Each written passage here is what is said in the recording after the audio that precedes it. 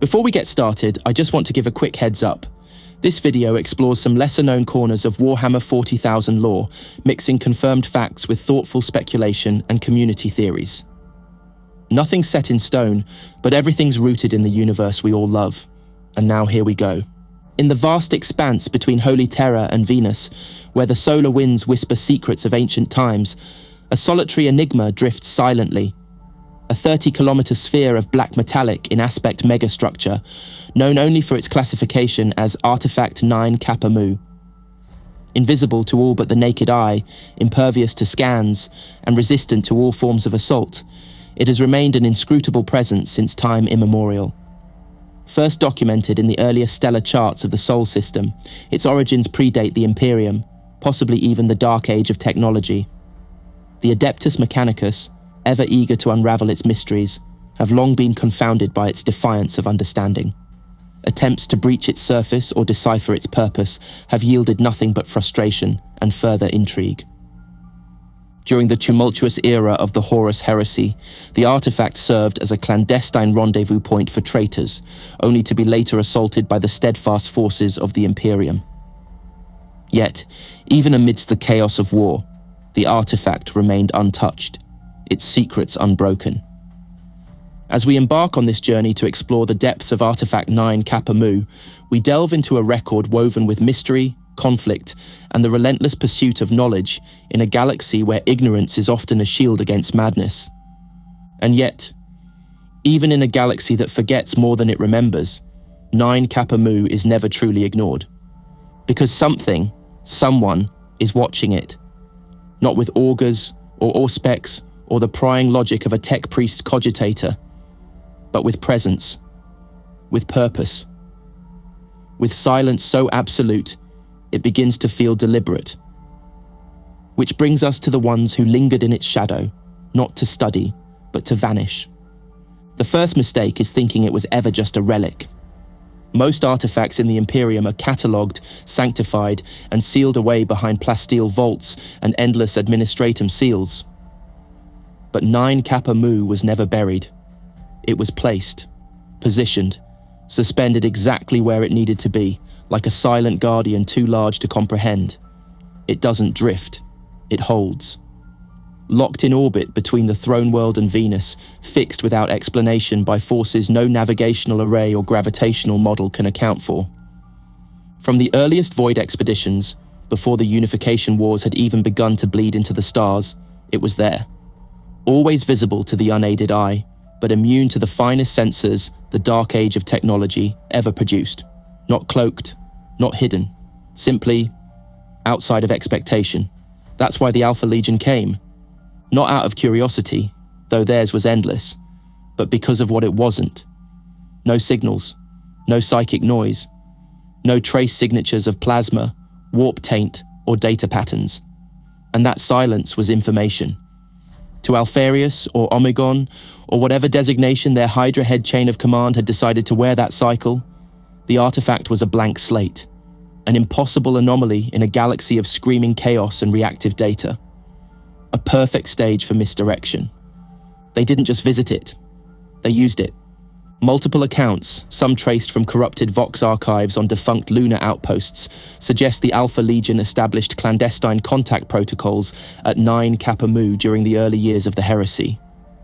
One unconfirmed reference, buried in a fragmented interrogation record salvaged by Ordo Hereticus agents, describes silent drops and ghost handovers, coordinated with agents operating under codenames tied to ancient Terran myth.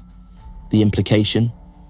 That the artifact was a neutral ground, or worse, a tactical fulcrum, during one of the most devastating betrayals in Imperial history. But if the Alpha Legion were shadows, the Imperial Fists were the hammer. Rogel Dawn's sons knew something was wrong. Their records show a sudden and unscheduled diversion of Phalanx pattern strike cruisers from the Sol segmentum during the same period. No justification, no after-action report. Only that a detachment was rerouted, directly into the orbital path of 9-Kappa-Mu. What followed is a silence even deeper than before. No battle records, no pick captures, no Vox transcripts, only absence. We know something happened. There are astropathic disturbances logged by Venusian relay stations, strange temporal lags in transmission around the artifact's coordinates, consistent with real-space distortions caused by high-velocity engagements. And in one obscure entry from the Apocrypha of Scaros, there's a mention of yellow-clad sons of the fortress architect turned away by stone that does not yield. That line was dismissed by most Imperial scholars as metaphor. But context is everything, because whatever happened at 9-Kappa-Mu didn't leave debris, didn't spark a retaliation, and didn't make it into the post-heresy compilations. Even Malcador's private correspondences, at least the redacted ones that survived, never name the object, only its fixed silence. That's what keeps drawing the eyes back. In a galaxy that screams, silence is a weapon. It invites meaning. It demands attention. And the Alpha Legion knew that. Maybe the Imperial Fists did too. But there's another layer. Because while warriors came and went, another kind of watcher remained. Not one of flesh and armor, but data, observation, pattern recognition. A fragment of the old Mechanicum, still clinging to orbit station registries from before Mars swore fealty to the throne. One such Mechanicus probe, designated Electus K599, conducted flybys of the artifact during the Great Crusade. Its logs are corrupted, but portions were recovered by explorators in M35. A single entry, half burned into its cogitator memory by radiation damage, reads, "Form does not distort light. Form does not respond to mass. Form reflects no machine voice." That's not how you describe an object, that's how you describe a god. And yet even now, after 10,000 years of unanswered questions, nothing touches it. Pilots passing too close report momentary loss of control. Slight corrections their navigation systems can't explain. Sensor ghosts. Instrument drift. A sensation described by some as being watched from behind your own eyes. No one's ever seen it move. But no one has ever seen it not watch. There's a theory, old, frayed, passed between rogue traders and archivists who never learned to stop asking questions, that 9-Kappa-Mu isn't a relic at all, that it's a scar, not a weapon, not a construct, a wound in the void, sealed shut by something that knew the danger of letting it stay open. And if you trace back the myth chains far enough, through shattered Mechanicum data looms, obscured Xenos histories, and dream fragments recorded by Black Ship psychers, something emerges. Not clarity, pattern. The first documented mention comes from the pre-unification Saturnine enclaves, a cluster of void-born semi-nomadic human polities orbiting Saturn before the Imperium's rise. Their oral traditions, later transcribed by Imperial remembrancers, describe the Black Halo, a sphere of starless midnight that sang to the ancestors in their sleep. Pilgrimage routes were plotted to avoid it, not because it was dangerous, because it was listening. The Halo myths weren't taken seriously. But even after the coming of the Emperor, after Saturn was brought into compliance and its void stations absorbed into Imperial structure, no ship was given permanent station near the object. Solar Command protocols instituted a 10,000-kilometer exclusion zone, still in effect today, without explanation or citation. Then came the Dark Mechanicum. During the Schism of Mars, a number of heretic cults attempted to breach the artifact's surface using repurposed Arc Mechanicus-class vessels outfitted with null-field drills and psycho-reactive probe arrays. None succeeded, most simply disappeared, their last Vox signals incomprehensible. One vessel, the Cantata of Rust, survived long enough to transmit partial visual feed of its approach. Those recordings, now restricted to Ordo Redactus access only, show no defenses. No change in the artifact's state, just a gradual degradation of picked capture clarity until the image becomes static snow. The final frame? The Cantata's bridge crew, frozen mid-movement, eyes and mouths open, as if responding to something that wasn't sound. What makes it worse? There were no life signs when the ship was recovered. But the bodies hadn't decomposed. They were empty. This is the moment where context starts turning on itself. Because if the artifact has no defenses and no reaction, how do you explain the psychological pressure it exerts? The dreams? the emotional radiation felt by psychers across the segmentum solar during its rare orbital alignments. One Navigatrix Majoris, Sister Amrit Vara of House Narsine, recorded a fragment of her experience transiting near it in M38. A presence older than breath. No words, just a question, asked without voice, without shape, not a riddle, an invitation to vanish. This was logged, redacted, and sealed. But Vara later refused to guide vessels within 5 million kilometers of its orbit. Her Navigators Guild supported her, citing subconscious bleed contamination in the Astronomican's light trails during proximity to the artifact.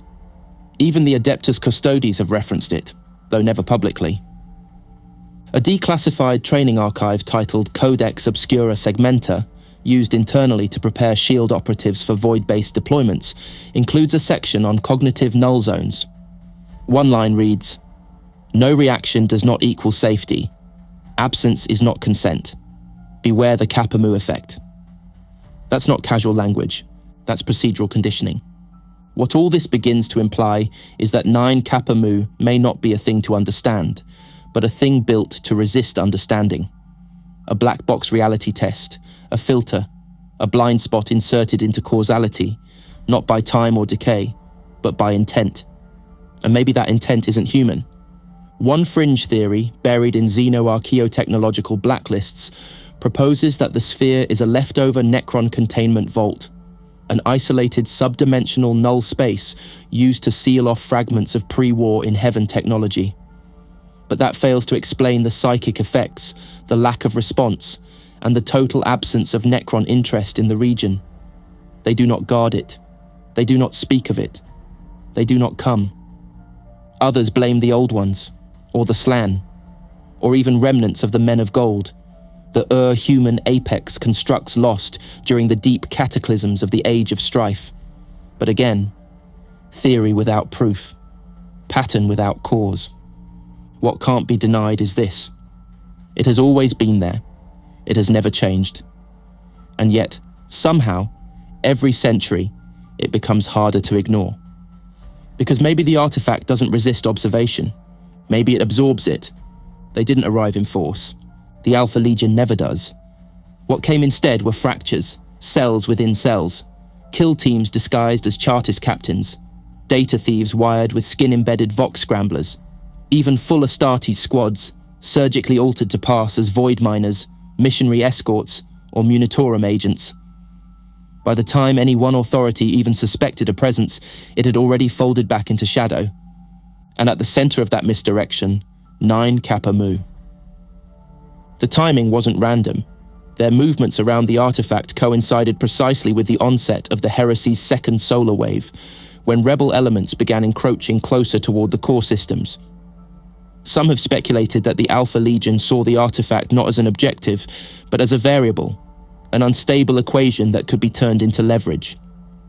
Because while everyone else was choosing sides, the 20th Legion was playing a deeper game. They didn't need to understand what 9-Kappa-Mu was, only that it couldn't be tracked, couldn't be scanned, and couldn't be interfered with by traditional means. That made it the perfect blind spot, a meeting point between elements that should never have made contact, perhaps even between Alpha Legionnaires and something else. There's circumstantial evidence, flimsy, buried, but there, of anomalous signals logged in the orbital relay nets during this period. Short-duration bursts, encrypted using patterns not seen elsewhere in the heresy. Analysts from the Ordo Chronos once postulated these were pre-imperial cipher skeletons, code forms so old that modern cogitators don't recognize them as language. That kind of code doesn't get used unless someone, or something, already understands it. One hypothesis, never officially endorsed but referenced in the restricted archives of the Scholastica Bellicose, posits that the Alpha Legion initiated a conceptual infiltration protocol at the artifact. The idea being not to breach it, but to seed it, to encode their presence into its observation field, not a virus, a signature. And this is where things twist. Because after their activity peaked near the artifact, elements of the Imperial Fists were dispatched to investigate. Officially, it was a patrol sweep. Unofficially, it was an execution order. Dawn never tolerated ambiguity. What followed is referred to in just one recovered fragment from the Vigilum Solari internal logs, marked Red Echo 89A. Engagement at Vector Mu 3. No resistance. No sound. External visuals compromised. Boarding action aborted. Psychological integrity compromised. Echoing silence. Even for a legion as disciplined as the Fists, something broke down. Survivors were few. Those who returned submitted themselves for immediate purity screening and were sealed in stasis by inquisitorial request. Their testimony, if it still exists, is classified beyond Primaris clearance. So what were the Alpha Legion really doing? Not looting, not sabotaging, staging. Establishing psychological real estate in a location the Imperium couldn't explain, wouldn't approach, and could never fully cleanse. Using the artifact like a cipher void, a canvas on which to imprint a story only they understood. Some say the gambit failed, others say it hasn't played out yet. There's one more data point, obscure, almost too obscure. A forgotten side note in the personal memos of Remembrancer Kirana Drell, who travelled with Imperial forces during the heresy's mid-phase. She describes overhearing a conversation between two custodians aboard a silent patrol skiff near Venus orbit. They were speaking in clipped High Gothic, unaware of her presence. She recorded one line. The Hydra's echo is in the blind place. It speaks when no one listens. The implication being something was said at 9-Kappa-Mu, something heard, not by us, but by something else. And maybe that was the point. The Alpha Legion has always been accused of heresy, of treachery, of playing both sides in a war of annihilation. But maybe what they did at 9-Kappa-Mu wasn't betrayal. Maybe it was a warning no one could understand in time. There are moments in Imperial history where silence doesn't mean absence. It means failure. And no one feared failure more than the Sons of Dawn. When the Imperial Fists diverted strike cruisers toward Artefact 9-Kappa-Mu, there was no fanfare, no declarations of righteous engagement, no martyrs' call to battle. Only orders routed through sealed data slates, marked with the personal seal of Sigismund himself, still acting under Dawn's authority in the Sol system while the war bled outward. These were not reconnaissance elements, they were purge cadres. Vessels stripped of excess bulk to maximize boarding capacity. Companies reorganized into surgical kill formations. Librarians sequestered in stasis coffins, out of operational reach. This wasn't a strike against an enemy. This was meant to be a message, a demonstration of uncompromising force against whatever stood behind the Legion's oldest rival. But when they arrived, nothing answered. Initial scans returned null. Auspex ghosted. Augurs looped endlessly between static and false positive readings. Standard Vox hails went unanswered. So they deployed anyway. Dawn's will demanded clarity, and if clarity had to be won with shields and flame, so be it. The boarding was manual. Retro thrusters fired in hard bursts. Grav clamps deployed on approach. Zero-G approach vectors locked in from multiple directions. 5 squads deployed. None returned. What little is known comes from one damaged helm recorder, recovered from a floating mass of scorched ceramite orbiting 3,000 meters from the artifact's surface. The pict feed is mostly black. But one line of audio, buried beneath radiation static, has been verified. No breach, no entry. Surface repeats itself. Infinite skin. There is no outside. That last phrase, there is no outside, was flagged by the Ordo Malleus, not because it was heretical, but because it matched ancient warp echo signatures recorded in the aftermath of Eldar Craftworld collapses. Not word for word, emotion for emotion. As if the speaker's mind had been rewritten, not broken, but realigned. It's here that the mystery begins to sharpen into something sharper than theory. Because whatever happened to the Fists was not war. There were no return shots, no trauma signatures, no evidence of boarding repelled by conventional means. These were veterans of Fal. They had broken Iron Warrior's sieges with bare hands, and they were erased without a sound. Which leads us to a possibility that no loyalist dares say aloud. The artifact may not permit violence, not in the sense of physical retaliation, but in the sense of narrative space, that it doesn't allow hostile interaction, not because it defends itself, but because it deletes the possibility of aggression within its sphere, a null zone of will, a vacuum where action unravels before it manifests. And if that's true, then every force that's ever tried to engage it, rebel or loyalist, has been trying to interact with a reality that's one step outside causality and breaking against it, like waves striking absence. This aligns with one of the strangest documents ever connected to the 9-Kappa-Mu archive. An untranslated fragment recovered from the Radiant Path, a Mechanicus subvessel lost during the War of the False Moon. This fragment, embedded in a cogitator core hidden beneath 17 layers of data encryption, contains a single equation, handwritten in ancient Terran notation. Loosely translated, it describes a dimensional topology where exterior force vectors collapse into internal feedback loops. In other words, any attempt to impose meaning on the structure feeds back into the observer. It's not protected. It protects itself by erasing your ability to interact with it, which is exactly what the Imperial Fists couldn't allow. So they fired. Not boarding actions, not measured strikes, full macro cannon salvos, torpedo barrages, saturation patterns. They lit the orbit with enough firepower to gut a mid-sized moon. And it was still there. No damage, no heat signature, no impact craters, nothing. The data recordings from those strikes were quietly scrubbed. Multiple astropathic message streams vanished mid-transmission. No charges were filed, no accusations raised, because silence spreads, not just from the artifact itself, but from the decisions made around it. From the fear of acknowledging that something exists within sight of Terra that cannot be touched, threatened, or understood. That's why no further assault orders were issued. That's why no more strike teams were dispatched. That's why, even today, the Segmentum authorities list 9-Kappa-Mu as a navigational anomaly rather than an active threat. Because the most disciplined warriors of the Emperor reached out with vengeance and found only their own absence staring back. But wait a moment, because here's the paradox. Artefact 9-Kappa-Mu is visible to the naked eye. You can see it from the hull of a passing freighter. You can stare at it with the Mark I human retina from the deck of a deep system void station. It reflects just enough ambient light to stand out as a matte silhouette against the stars. But try to scan it, chart it, map its emissions, anything that turns sight into understanding, and it vanishes. Not cloaks, not interference, it just ceases to register. This isn't how standard stealth functions. Stealth confuses. Stealth hides by distraction or suppression. But this is erasure. The tech priests call it a conceptual blind spot.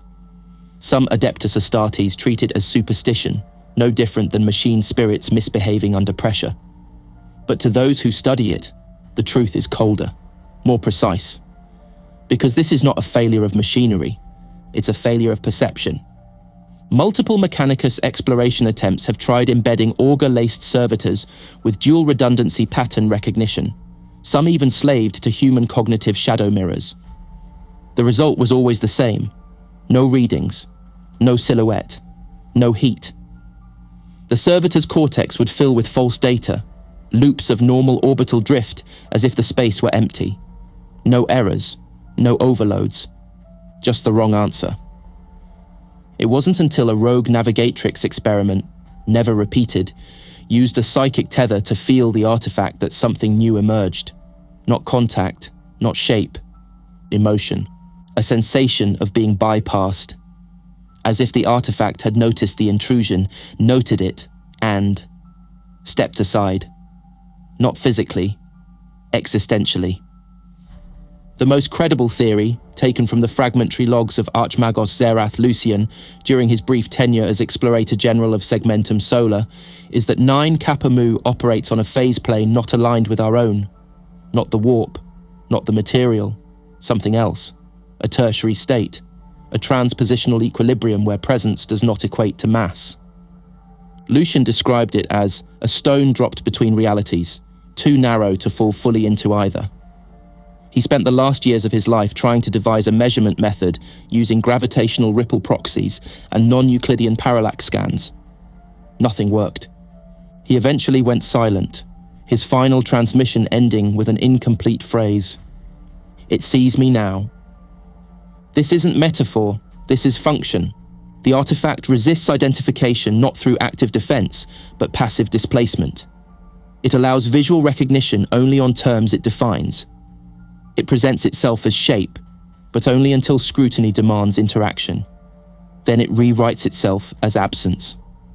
And here's where the implications metastasize. Because invisibility, in this case, is not about hiding, it's about immunity. The Adeptus Astra Telepathica has quietly mapped psychic disturbances in proximity to 9-Kappa-Mu's orbit. Not because it exudes energy, but because it absorbs expectation. Psychers report a phenomenon known as cognitive recursion, a mental stutter loop where attempts to conceptualize the artifact result in thought feedback. One astropathic choirmaster described the sensation during forced meditation as trying to remember a word that doesn't exist, but you know it's the only word that ever mattered. That's not failure of mind. That's engineered unknowing. There are even deeper rumors, mostly confined to cryptic references in Xenos inquisitorial vaults, that suggest the artifact isn't a thing at all, but a filter, a kind of prison that contains, not a being, but a concept, a chain of logic, a pattern that, if known, would rewrite understanding itself. Not dangerous because of what it is, but because of what it makes possible. Which might explain the silence, not because it hides, but because the galaxy learned long ago that looking too hard is how the damage spreads. And that brings us to the most disturbing aspect of the enigma. Every few years, someone sees something different. A flicker, a glint, a change in contour. Reports that, from certain angles, the artifact seems open, like the surface is peeling, like something behind it is starting to lean forward. The Mechanicus denies these claims. The Imperium calls them void madness. But not everyone forgets. Some see the artifact only once, and spend the rest of their lives convinced that it saw them back. They were the first to notice it wasn't just there. The Mechanicum doesn't fear the unknown. It catalogues it, names it, files it away in sacred logic under threat of self-flagellation and scrap code purification. But 9-Kappa-Mu broke the pattern. Not through violence, not through entropy, through persistence. It didn't yield to code. It didn't respond to stimulus. And worse, it didn't deteriorate. Even Blackstone decays in time. Even Necron tombs shift subtly under gravimetric drift. But this remained flawless. No oxidation, no surface variation, no microfractures, even under the most sensitive Auspex lacing from long-range orbital stalkers. The cult Mechanicus was not prepared for perfection. Archmagos Ul Neminox was the first to issue a directive under Omni-Mandate Red Theta, a protocol reserved for non-classifiable relics of pre-imperial origin. His explorator fleet approached with reverence. Full-scale devotion rituals were enacted on deck. Binary chants pulsed across Vox engrams. Sacred machine oil poured over data tethers before activation. And the artifact responded by doing absolutely nothing. No warning, no rejection, just refusal to be interacted with. Neminox deployed contact modules, hollowed servitor shells wired for deep surface translation, probes loaded with every form of machine cant known to Mars and its off-world enclaves. He even broadcast a direct invocation of the Omnissiah in modulated frequencies tuned to echo through ceramite and adamantium alike. The probes disappeared on contact, not destroyed, not returned, no signal bounce, no telemetry. As if the artifact had never been there, and neither had they. And this is where the obsession metastasized into theology. Because within the Mechanicum, there exists a fringe order, semi-heretical, never officially sanctioned, yet never purged. The cult of the absolute pattern. They believe that the Omnissiah isn't a being, but a shape. A perfection of form that, when revealed, would overwrite all thought. To them, 9-Kappa-Mu wasn't an object. It was a fragment of divine geometry. a sphere too complete to be random, too unchanging to be natural. They called it the eye that never opens, and they began worshipping it in silence, not with words, but with subtraction, voluntary sensory deprivation, code fasting. The belief that to approach the artifact, they had to erase their own signal first. Their numbers grew quietly. No open heresy, no violation of Mars's treatises. But beneath every experiment, every orbital scan, every sensor sweep that returned null, more of them saw divinity in the silence. It wasn't just that the artifact did nothing. It was that it never asked. It never reached out, never beckoned. It simply was, beyond query, beyond categorization. And this, more than anything, violated the Mechanicum's core tenet. Knowledge is power. Guard it well. Because what do you do when knowledge doesn't resist you? It simply refuses to exist on your terms. The cult of the absolute pattern saw that as proof. Proof that knowledge wasn't meant to be earned. It was meant to be removed. The tension inside the Mechanicum began to strain. Explorators argued. Missions were denied. Some Archmagi demanded the artifact be declared non-existent for safety protocols. Others threatened to convert entire forge moons into deep analysis platforms, solely to break its silence. And a few, too few, suggested leaving it alone.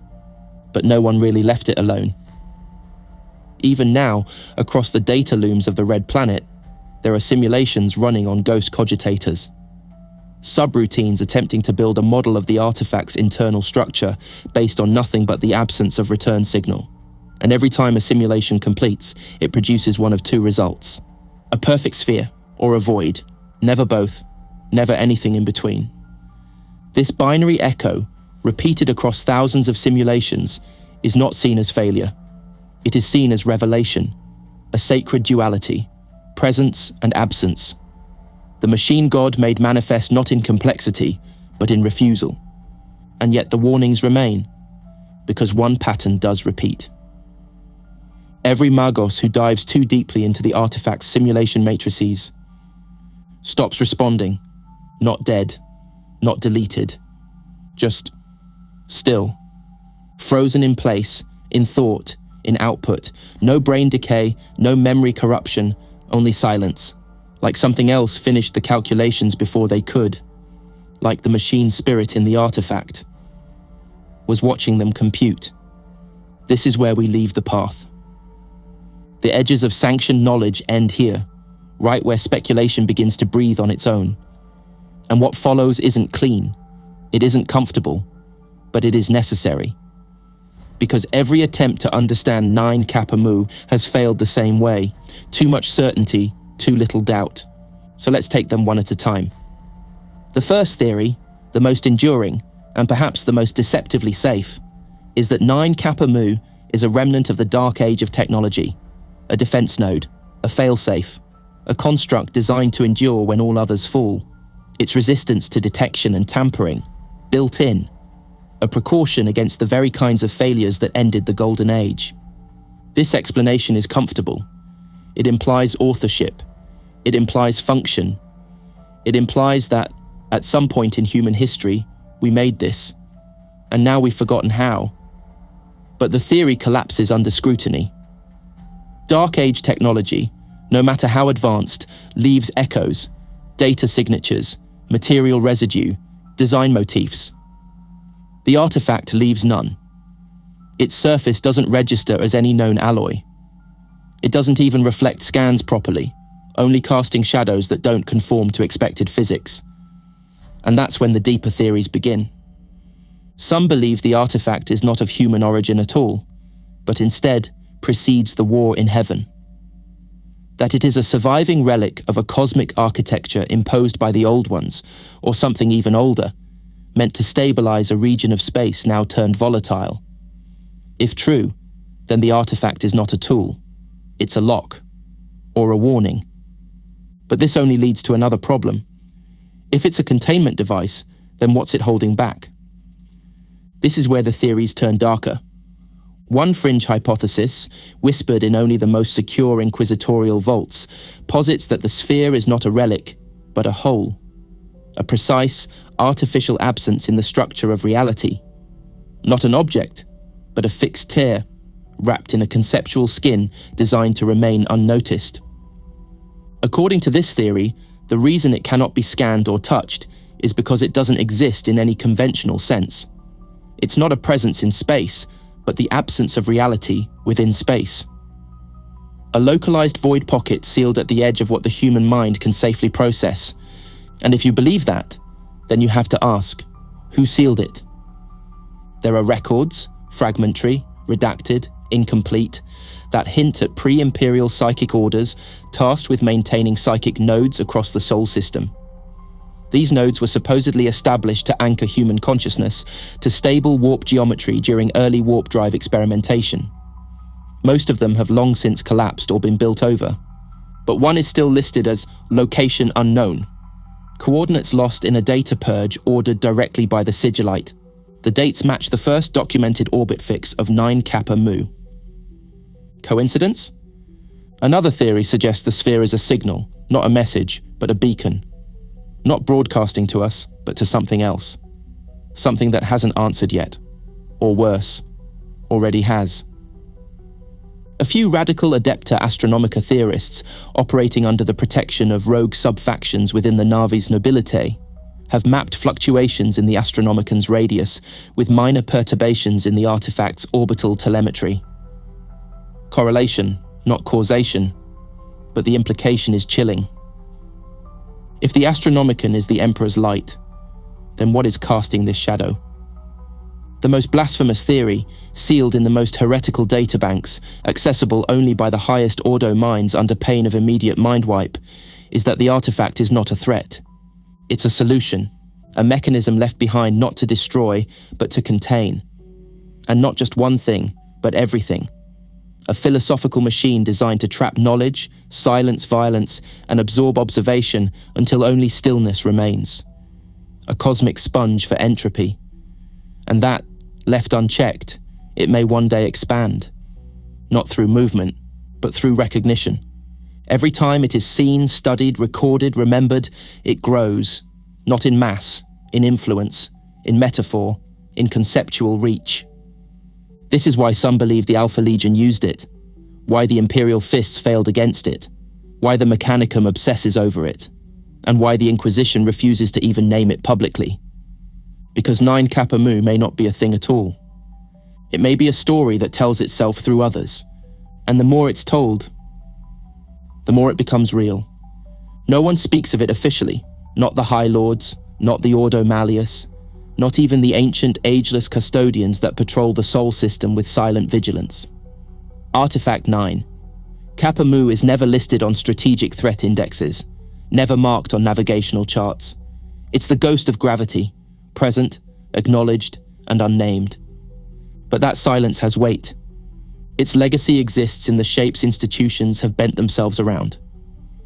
There are no permanent defense satellites stationed near it, not because they're forbidden, but because none remain operational. Every attempt to install long-term orbital monitoring ends in unexplained system degradation, cogitator feedback spikes, power redundancy loops until emergency shutdown. Machine spirits refuse to stabilize. Even the most blessed systems fall into recursive stasis, perfect order, frozen logic, incapable of response. The Adeptus Mechanicus calls this pattern lock. Others call it divine paralysis. But for the rest of the Imperium, the artifact's influence is subtler, more viral. It doesn't move, it doesn't change, yet policy warps around it. Doctrine hesitates, resources reroute. Entire defense protocols have been written without mentioning the area it occupies. And yet, fleets avoid it.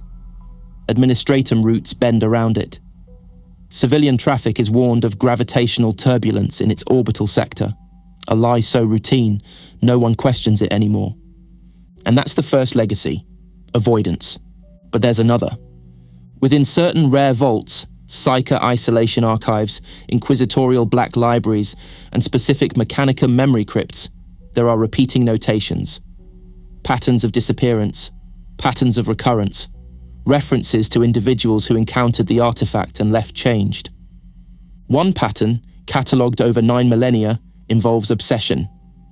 Individuals who viewed the artifact, even briefly, developed increasingly erratic cognitive behavior. Not mania, not fear, focus, an unnatural narrowing of priorities, a slow, precise decline into isolation, always accompanied by attempts to return.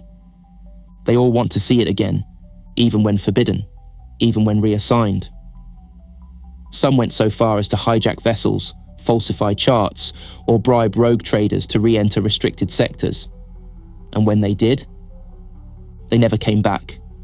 And then there are the echoes, records of dreams, of shared visions between psychers light years apart, of unconscious vocalizations matching unknown dialects, later pattern matched to ancient Saturnine glyphs. Phrases that don't translate directly, but imply meanings like, "it listens sideways," or "the shape beneath breath." One such phrase appears in a classified astropathic leak from M41, broadcast just days before the fall of Cadia. A transmission fragment, barely decipherable, reads, "The eye is opening in the silence between tides. Kappa-Mu was never asleep." The voice? Unknown. No match to any Imperial roster. The implication? Unclear. But what's becoming more accepted among those who still think about the artifact, those few who can afford to, is that its legacy may not lie in what it does. It lies in what we become by refusing to look away. Because as the galaxy fractures further, as demon worlds bloom and hive fleets devour sector after sector, 9-Kappa-Mu stays still, watching, not reacting, never blinking. And in a galaxy that consumes itself screaming, maybe that's what terrifies us most. That it's not a weapon, not a gate, not a god. That it's indifference, given form. That it isn't sleeping, it simply doesn't care. And for an Imperium built on purpose, devotion, and divine hierarchy, that is a heresy beyond words. You can stand on the command deck of a lunar orbital and see it. Just a shape in the distance, matte black against the stars, too perfect to be a moon, too still to be debris. It doesn't shimmer, it doesn't move. And yet, something in your bones tells you it's closer than it looks, not spatially, conceptually. There are things in this galaxy that scream to be feared. The howling maelstrom of the warp, the endless hunger of the Tyranids, the cold logic of the Necron. Even the Imperium's own angels of death carry a sound, thunder, fury, fire. But 9-Kappa-Mu has no voice. Its silence is the loudest of all. You can burn a world and record its death. You can chart a star's collapse and give it a name. You can even study the madness of the warp and come away with equations, frayed, broken, cursed, but real. But this? You can't touch it. You can't know it. You can only be near it. That's what makes it eternal. In the end, every story told about it, every theory, every failed experiment, every psychic whisper, says more about us than it ever does about the sphere. We project meaning onto it, like shadows cast on a wall. And maybe that's what it's waiting for. Not to be solved, but to be reflected in. Because the truth, the one no one wants to say out loud, is this. We don't fear it because it might be dangerous. We fear it because it might not care at all.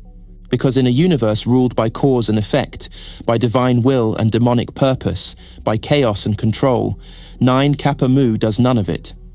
It doesn't punish, doesn't bless, doesn't move. It simply occupies space, quietly, endlessly, with the composure of something that has always been here and always will be. And maybe that's what makes it sacred. Not power, not purpose, but permanence. So it waits. Between Venus and Terra, in the heart of mankind's cradle, a perfect sphere rests, black and soundless, watched, feared, forgotten, remembered, never touched.